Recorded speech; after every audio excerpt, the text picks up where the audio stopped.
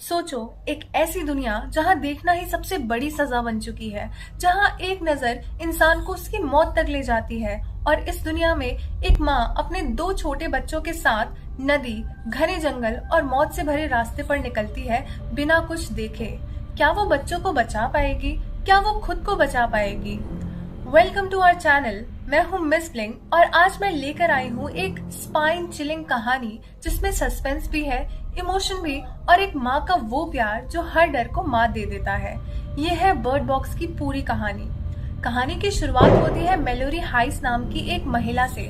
Malorie दो छोटे बच्चों के साथ है, एक लड़का जिसे सिर्फ बॉय कहते हैं और एक लड़की जिसे गर्ल के नाम से जाना जाता है। उन्हें कोई असल नाम नहीं दिया गया था। मेलोरी इन दोनों से कह रही होती है कि अब वे एक बहुत ही खतरनाक सफर पर जा रहे हैं, पानी के पार। और वो बार बार जोर देती है कि जब भी वो घर के बाहर निकले उनकी आंखों पर पट्टी जरूर बंधी होनी चाहिए, ये बहुत जरूरी है। मेलोरी अपने दो प्यारे पालतू पक्षियों के साथ एक बॉक्स उठाती है और एक नदी तक जाने के लिए एक तार की मदद लेती है और बच्चों को ले जाती है। नदी तक पहुंचकर वो एक नाव ढूंढकर उसमें चढ़ जाती है और वो नदी में सफर शुरू कर देते हैं। अब हम 5 साल पहले चलते हैं। उस वक्त मेलोरी एक आर्टिस्ट थी जो प्रेग्नेंट थी। उसकी बहन जेसिका उससे मिलने आई होती है। दोनों मिलकर टीवी पर एक खबर देखते हैं जिसमें बताया जा रहा होता है कि साइबेरिया में शुरू हुई कुछ अजीब सी सामूहिक आत्महत्याएं अब पूरे यूरोप में फैल रही होती है। कोई नहीं समझ पा रहा कि ये सब क्यों हो रहा है। जेसिका मेलोरी की एक पेंटिंग देखती है। मेलोरी उस पेंटिंग को बताती है कि ये उसके अंदर के कनेक्शन की कमी दिखाता है, लेकिन जेसिका उससे कहती है कि जब तुम्हारा बच्चा पैदा होगा तो सब कुछ बदल जाएगा। उसके बाद जेसिका मेलोरी से कहती है कि चलो मैं तुम्हें डॉक्टर के पास ले चलती हूँ। मेलोरी अपनी बहन जेसिका के साथ डॉक्टर लिपमैन के पास चेकअप के लिए जाती है। दोनों क्लिनिक में मजाक कर रहे होते हैं। मेलोरी मजाक में कहती है कि प्रेगनेंसी के दौरान शराब पीना शायद चलता है, लेकिन डॉक्टर लिपमैन को ये बातें कुछ खास पसंद नहीं आती है। वो मेलोरी को एक ऑप्शन देती है, कहती है कि अगर तुम्हें लगता है कि तुम माँ बनने के लिए तैयार नहीं हो तो तुम अपने बच्चे को किसी और को गोद देने का सोच सकती हो। क्लिनिक से बाहर निकलते वक्त मेलोरी और जेसिका एक अजीब सी घटना देखते हैं। एक महिला जो थोड़ी देर पहले उनके पास से गुजरी थी अब अचानक से अजीब तरीके से बिहेव कर रही होती है। वो अपना सिर एक शीशे की खिड़की से बार बार मार रही होती है। ये देखकर उन्हें समझ आता है कि जो कुछ भी साइबेरिया और यूरोप में हो रहा था वो अब अमेरिका तक पहुंच गया था। दोनों भागती है, लेकिन तब तक सब कुछ उलट पुलट हो चुका होता है। सड़क पर अफरा तफरी मच जाती है। लोग अपनी गाड़ियों से टकरा रहे होते हैं। हर तरफ हाहाकार मचा होता है। जेसिका मेलोरी के हाथ पकड़कर उसे लेकर जाने की कोशिश करती है, लेकिन थोड़ी ही देर में जेसिका की आंखों का रंग बदलने लगता है। उसका चेहरा डर से भर जाता है, लेकिन ऐसा डर जिसका सामना सिर्फ वो ही कर रही होती है, जैसे उसने कुछ ऐसा देखा जो किसी और को दिखाई नहीं दे रहा। जेसिका पागलों की तरह गाड़ी चलाने लगती है। मेलोरी उसे संभालने की कोशिश करती है, कहती है कि गाड़ी को कंट्रोल में रखो, लेकिन जेसिका का मन और हाथ दोनों ही उस अनजानी चीज के कब्जे में हो चुका होता है। अचानक वो गाड़ी को पलट देती है। एक जोर की टक्कर होती है। दोनों जिंदा बचते हैं। जेसिका बेहोश पड़ी होती है। मेलोरी संभाल कर उसे देख रही होती है, लेकिन तभी वो देखती है कि उसकी बहन जेसिका जैसे ही होश में आती है सीधा रास्ते के बीच चली जाती है, एक बड़े ट्रक के सामने। मेलोरी अब अपनी जान बचाने के लिए सबके साथ भाग रही होती है। हर तरफ अफरा तफरी मची होती है। भागते हुए वह अचानक से गिर जाती है, सीधा एक घर के सामने। उसी वक्त एक महिला जिसका नाम होता है लाइडिया उस घर के बाहर आती है मेलोरी की मदद करने के लिए, लेकिन उसका पति डोगलास इस पर तुरंत विरोध करता है। कहता है कि किसी अजनबी को घर में लाना बहुत बड़ा रिस्क है, लेकिन जब तक लाइडिया मेलोरी की मदद करने के लिए उस तक पहुंचती तब तक उस पर भी उस अनजान चीज का असर हो जाता है। उसकी आंखें बदलने लगती है और वो ट्रांस में चली जाती है, एक ऐसी स्टेट जहां तुम आधे जाग रहे हो, बस बाहर की दुनिया का तुम पे कोई असर नहीं पड़ रहा। मेलोरी बस देखती रह जाती है। लाइडिया उस स्टेट में चलती चलते एक जलती हुई कार के पास पहुंच जाती है और उस कार में घुसती है। जोर का धमाका हो जाता है, कार ब्लास्ट हो जाती है। इसी बीच टॉम मेलोरी की मदद करता है। वो उसे उठाता है और दोनों तेजी से उस घर के अंदर दौड़ जाते हैं। उनके पीछे एक पुलिस ऑफिसर लूसी भी घर के अंदर भाग आती है। घर के अंदर और लोग भी होते हैं। घर का मालिक Greg, Charlie, Felix, Cheryl, Jason और समांथा नाम का एक जोड़ा भी वहां छुपा होता है। लेकिन थोड़ी देर बाद वो जोड़ा जेसन और समांथा घर से भाग जाता है। क्यों? क्योंकि उनका बेटा उन्हें फोन पर कहता है कि वो खतरे में है। माँ बाप होने के नाते वो उससे बचाने के लिए सब कुछ छोड़कर निकल जाते हैं। घर के अंदर सब लोग अपने अपने तजुर्बे बताने लगते हैं। हर किसी ने कुछ अजीब देखा था, कुछ ऐसा जो उनके दिल के सबसे बड़े दर्द, सबसे गहरी उदासी से जुड़ा हुआ था। चार्ली का मानना होता है कि ये कोई एक ऐसी शक्ति है जैसे एक अनजान राक्षस जो हर व्यक्ति के सबसे बड़े इमोशनल पेन का रूप ले लेता है और फिर उस पर सिर्फ एक नजर पड़ना काफी होता है उस आदमी को आत्महत्या करवाने के लिए। सभी लोग समझ जाते हैं कि ये चीज दिखती तो है लेकिन शायद सिर्फ कुछ लोगों को, और देखने के बाद वो अपना होश खो बैठते हैं। मैलेरी कुछ देर के लिए सबसे अलग हो जाती है। उसका दर्द अब भी ताजा है। उसकी बहन जेस अब इस दुनिया में नहीं है। तभी टॉम उसके पास जाता है उसे शांत करने के लिए। मैलोरी उसे सब कुछ बताती है, जेस के लास्ट मोमेंट्स, उसका बदलता चेहरा, उसके ट्रांस में जाना। इसी दौरान सभी लोग घर का दरवाजा बंद कर देते हैं और खिड़कियों पर अखबार चिपका देते हैं। अब किसी को भी बाहर देखने की इजाजत नहीं, क्योंकि सिर्फ एक झलक भी मौत की वजह बन सकती थी। दूसरी तरफ आज से 5 साल बाद मैलोरी और दोनों बच्चे अब भी उस नदी का सफर कर रहे होते हैं। अब तो अंधेरा भी पूरी तरह छा गया है। मैलोरी रेडियो के जरिए किसी से संपर्क करने की कोशिश करती है। तभी उसे आवाज आती है जैसे कोई उसका नाम फुसफुसा रहा हो, मैलोरी। फिर कहानी वापस फ्लैशबैक में चली जाती है और एक सर्वाइवर घर के दरवाजे पर आता है। उसका नाम होता है ओलंपिया। ओलंपिया भी प्रेग्नेंट होती है। डोगलास फिर से विरोध करता है, कहता है किसी और को घर में लाना खतरे से खाली नहीं। लेकिन मैलोरी इस बार बिना डरे एक राइफल उठा लेती है। कहीं ना कहीं उसका मन कहता है कि ओलंपिया पे भरोसा किया जा सकता है। सभी लोग बहुत संभाल कर ओलंपिया को घर के अंदर ले आते हैं और तभी सभी देखते हैं ओलंपिया भी माँ बनने वाली है। कुछ समय बाद ग्रेग एक प्लान बनाता है। वो कहता है कि वो घर के अंदर बैठे बैठे कंप्यूटर और सर्विलेंस के जरिए बाहर जो हो रहा है उसे देखने की कोशिश करेगा। उसका सोचना ये होता है कि शायद स्क्रीन से देखना सेफ होगा। वो चुपचाप मॉनिटर के सामने बैठ जाता है। सब लोग सांसें रोककर उसका रिएक्शन देखते हैं। थोड़ी देर बाद ग्रेग का चेहरा बदलने लगता है, आंखें बड़ी हो जाती है, लगता है कुछ देख लिया। फिर अचानक से एक जोर की आवाज होती है। सब लोग दौड़ के ऊपर जाते हैं और देखते हैं कि ग्रेग ने खुद को चेयर से नीचे फेंक दिया है। उसका सिर किनारे से टकरा गया है और वही उसकी मौत हो जाती है। ये देखकर सब लोग तुरंत कंप्यूटर मॉनिटर तोड़ देते हैं। अब किसी को कोई रिस्क नहीं लेना। उस रात के बाद ओलंपिया मैलोरी के पास आती है और उससे उनके होने वाले बच्चों के नाम के बारे में बात करने की कोशिश करती है। लेकिन मैलोरी बस अकेली रहना चाहती है। वो इधर उधर चलती फिरती है, सोचती रहती है। फिर उसे लगता है कि उसने घर में कोई जोरदार आवाज सुनी है, पर जब वो ध्यान से देखती है तो पता चलता है कि वो आवाज सिर्फ लूसी और फेलिक्स के बीच की थी। प्रेजेंट में नदी में अब 14 घंटे बीत चुके होते हैं। तभी मैलोरी को एक आदमी की आवाज सुनाई देती है, हेपी एंडरसन। वो जोर से पुकार रहा होता है और कहता है कि अब आंखों पर से पट्टी हटा लेना सुरक्षित है। लेकिन मैलोरी बच्चों को कहती है कि वो अपनी आंखों से पट्टी ना हटाए। वो आदमी दावा करता है कि उसके पास खाना भी है और वो इस शक्ति को देख चुका है। उसका कहना है कि डरने की कोई बात नहीं है, पर मैलोरी अपनी बंदूक निकाल लेती है और बिना सोचे समझे उस आदमी पर गोली चला देती है, उससे पहले कि वो उस पर हमला करे या उसकी आंखों पर से पट्टी हटाने की कोशिश करे। वापस फ्लैशबैक में ग्रुप का खाना खत्म होने लगता है और सब जानते थे कि मदद अब नहीं आएगी। मैलोरी, टॉम, डोगलास, लूसी और चार्ली मिलकर सुपरमार्केट जाने का फैसला करते हैं। चार्ली वहां पर पहले काम करता था और जब सब कुछ बिगड़ रहा था तब उसने सुपरमार्केट का दरवाजा बंद कर दिए थे। वो सब कार की खिड़कियों को पेंट से ढक देते हैं ताकि अंदर से कोई ना देख सके और जीपीएस का इस्तेमाल करते हैं रास्ते के लिए।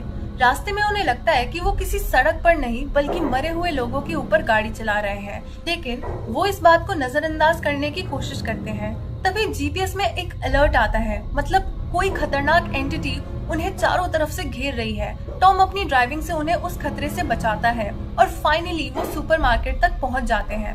वहां सब जितना हो सके खाना ले लेते हैं। मैलोरी कुछ पक्षी भी देखती है जो वो अपने साथ उन्हें पालतू के रूप में ले जाना चाहती है। अचानक उन्हें चार्ली के कोवर्कर फिश फिंगर्स की आवाज सुनाई देती है। वो फ्रीजर में फंसा हुआ है और बाहर निकलने के लिए भीख मांग रहा है। फिश फिंगर्स कहता है कि वो एंटिटी खूबसूरत है और उसे देखना चाहिए। फिंगर्स बाहर निकलने की कोशिश करने लगता है। तब लूसी, टॉम और डोगलास उसे रोकने की कोशिश करते हैं। चार्ली तब एंटिटी को देखकर समझ जाता है कि अब उसकी मौत तय है। वो फिश फिंगर्स की तरफ भागता है और खुद को और उसे दोनों को फ्रीजर के अंदर बंद कर देता है, जहां चार्ली मर जाता है ताकि बाकी लोग घर वापस जा सकें। फिश फिंगर्स की आवाज अब भी फ्रीजर में सुनाई देती है। वो बाहर निकलने के लिए भीख मांगता रहता है। उस रात मेलोरी थोड़ी देर के लिए डोगलास से अपनी पर्सनल प्रॉब्लम्स के बारे में बात करती है और उनका एक छोटा सा कनेक्शन बन जाता है। फिर सभी लोगों को कार की आवाज सुनाई देती है। जब वो गैराज में जाते हैं तो कार और लूसी और फेलिक्स दोनों गायब मिलते हैं। अब 24 घंटे बीत चुके थे। मेलोरी थोड़ी देर के लिए रोइंग रोक देती है ताकि थोड़ा आराम कर सके। जब वो दोबारा रोइंग शुरू करती है तो अचानक उसकी बोट एक डूबे हुए ट्रक से टकरा जाती है। इस टकराव में बॉय बोट से गिर जाता है। मेलोरी तुरंत उसे निकालती है और उसे गर्म करने की कोशिश करती है, लेकिन उनका खाना और कंबल नदी में गिर चुके होते हैं। फिर भी वो अपनी पूरी कोशिश करती है बॉय को ठंड न लगे। मेलोरी बच्चों को बोट में छोड़कर जंगल की तरफ जाती है ताकि कुछ खाना इकट्ठा कर सके। जंगल में एक बिल्डिंग में एंटर करते ही उसे अजीब आवाजें सुनाई देती है और उसे महसूस होता है कि चीजें अपने आप हिल रही होती हैं, जैसे एंटिटी के द्वारा खींची जा रही हो। मेलोरी मुश्किल से वहां से बाहर निकलती है, लेकिन एंटिटी उसका नाम फुसफुसाते रहती है। वो अपनी बंदूक से एंटिटी पर गोली चलाती है। ये आवाज गर्ल को सुनाई देती है जो बोट छोड़कर मेलोरी की मदद करने चलती है, लेकिन मेलोरी उसका पता लगाती है और डांटती है कि बोट छोड़ना खतरनाक है। फिर दोनों वापस बोट पर लौट जाते हैं। अब कहानी में वापस पीछे जाते हैं, जहां हमें टॉम की कहानी पता चलती है। टॉम मेलोरी को बताता है कि वो इराक में तैनात था। वहां उसने और उसके साथियों ने एक आदमी को फॉलो किया जो अपने बच्चों को स्कूल ले जा रहा था। बीच के सारे मुश्किलों के बावजूद धीरे धीरे टॉम और मेलोरी के बीच कुछ फीलिंग्स भी डेवलप होने लगती है। वापस घर पर ओलंपिया एक बेचैन आदमी गैरी को घर में आने देती है। बाकी लोग गैरी की पूरी तरह से जांच और इंटेरोगेट करते हैं। गैरी बताता है कि कुछ मेंटल पेशेंट्स उनसे भाग गए थे जो उस पर और उसके दोस्त पर क्रीचर्स को देखने के लिए मजबूर कर रहे थे। उसका दोस्त इन क्रीचर्स से लड़ रहा था, जिस वजह से गैरी भागकर घर तक पहुंच पाया। गैरी कहता है कि कुछ लोग बिना ब्लाइंडफोल्ड के जानबूझकर क्रीचर्स को देखना चाहते हैं और दूसरों को भी दिखाना चाहते हैं। डोगलास गैरी पर भरोसा नहीं करता और उसे बंदूक दिखाकर घर से निकालने की कोशिश करता है, लेकिन चेरिल उससे बेहोश कर देती है और गैरी को रहने देती है और डोगलास को गैराज में बंद कर देती है। ओलंपिया आंसू बहाते हुए माफी मांगती है कि उसने गैरी को अंदर आने दिया और कहती है कि उसे लगता है कि वो सबके लिए बोझ है। मेलोरी उसे समझाती है कि वो ऐसा नहीं है। फिर ओलंपिया मेलोरी से अपने बेबी का ख्याल रखने के लिए कहती है अगर कुछ हो गया तो। मेलोरी प्रॉमिस करती है। ओलंपिया फिर बेबी को देने के लिए मेलोरी को एक हेलो किटी टॉय देती है। प्रेजेंट में नदी के सफर में 38 आवर्स हो चुके हैं। गर्ल के हाथों में हेलो किटी टॉय दिखाई देता है। इससे कंफर्म होता है कि वो ओलंपिया की बेटी है।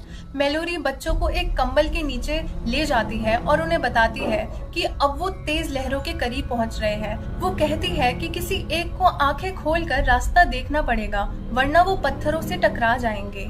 लेकिन जैसे ही वो कहती है, दोनों बच्चे तुरंत तैयार हो जाते हैं। मैं देख लूंगा कहते हैं। मेलोरी का दिल चौंक जाता है, लेकिन वो डिसाइड करती है कि किसी एक को भी खतरे में नहीं डालेगी।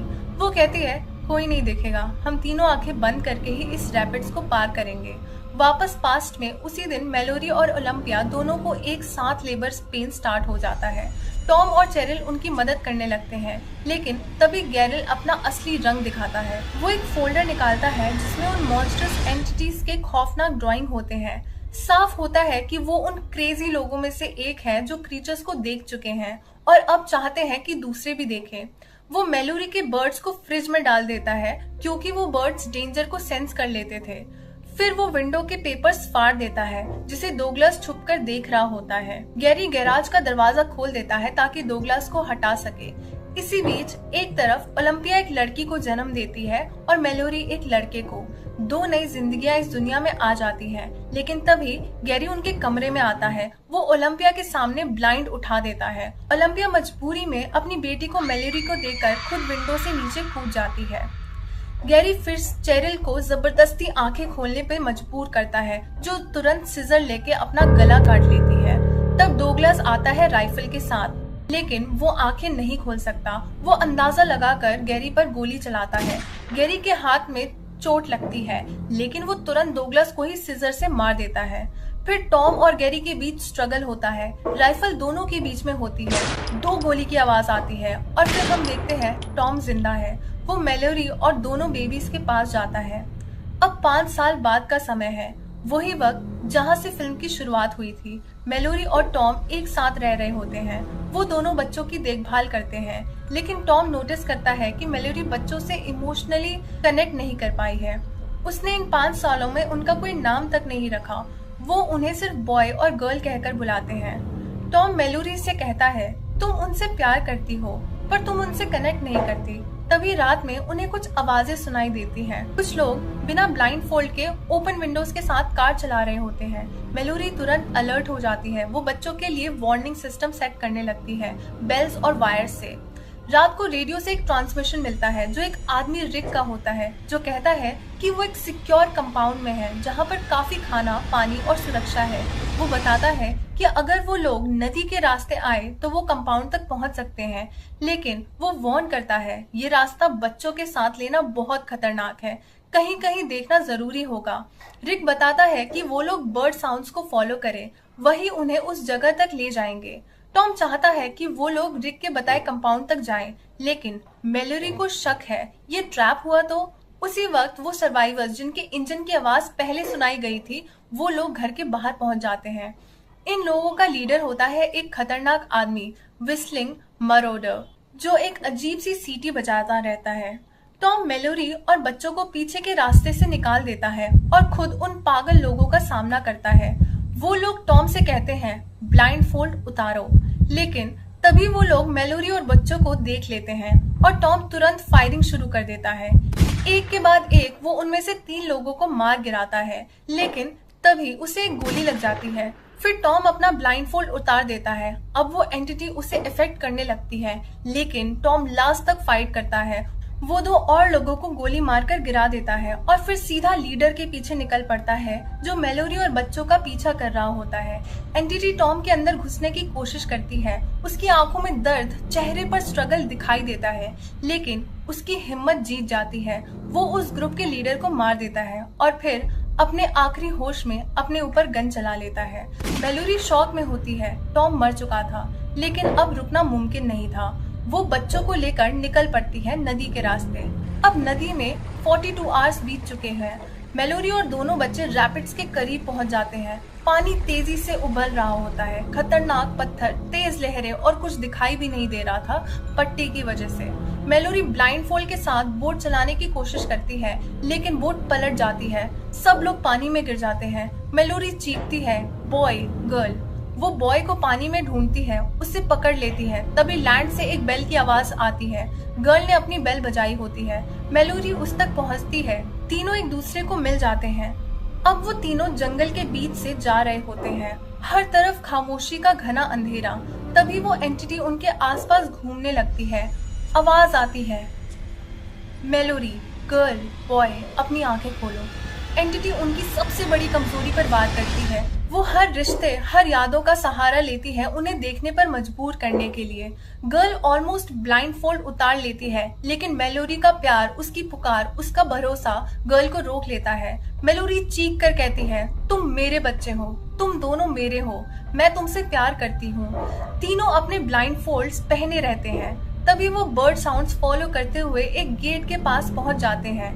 एंटिटी उन्हें सराउंड कर लेती है, लेकिन मैलोरी हिम्मत नहीं हारती। तभी गेट खुलता है। अंदर से रिक आता है, वही जो रेडियो पर था। मैलोरी और दोनों बच्चों को अंदर ले लिया जाता है। वहाँ सबसे पहले उनकी आंखें चेक की जाती है। वो सब क्लियर है। रिक कहता है, वेलकम टू सेफ्टी। मैलोरी देखते ही इमोशनल हो जाती है। ये जगह एक स्कूल होता है जहाँ जो लोग देख नहीं सकते वो लोग पढ़ते हैं। यहाँ के लोग नेचुरली सेफ हैं क्योंकि वो देख नहीं सकते, तो एंटिटी उन्हें अफेक्ट नहीं कर सकती। तभी एक और फेमिलियर फेस सामने आता है, डॉक्टर लिफैम, वही डॉक्टर जिससे मैलोरी ने फिल्म के स्टार्ट में अल्ट्रासाउंड कराया था। डॉक्टर लिफैम पूछती है, और ये दोनों कौन है? मैलोरी कहती है, ये मेरी बेटी ओलंपिया है और ये मेरा बेटा टॉम। ये पहली बार था जब उसने अपने बच्चों को नाम देकर इंट्रोड्यूस किया था। आंखों में आंसू लिए गर्व के साथ वो कहती है, मैं इनकी माँ हूँ। उसके बाद मैलोरी अपने बर्ड बॉक्स को खोलती है और वो बर्ड्स को उसने पूरे सफर भर जिंदा रखा था उन्हें सेंचुरी में आजाद कर देती है। छोटी सी खुशी, एक नए जीवन की उम्मीद। बर्ड बॉक्स का सफर यहीं पूरा होता है। दर्द, सैक्रिफाइस और माँ के प्यार की जीत। अगर आपको ये कहानी पसंद आई हो तो लाइक करो, शेयर करो और हमारे चैनल को सब्सक्राइब जरूर करिए। तो और कमेंट में बताइए आपको फिल्म की सबसे इमोशनल मोमेंट कौन सा लगा। मैं हूँ मिस ब्लिंग और मिलती हूँ अगली वीडियो में। तब तक आंखों से नहीं, दिल से देखिए। बाय।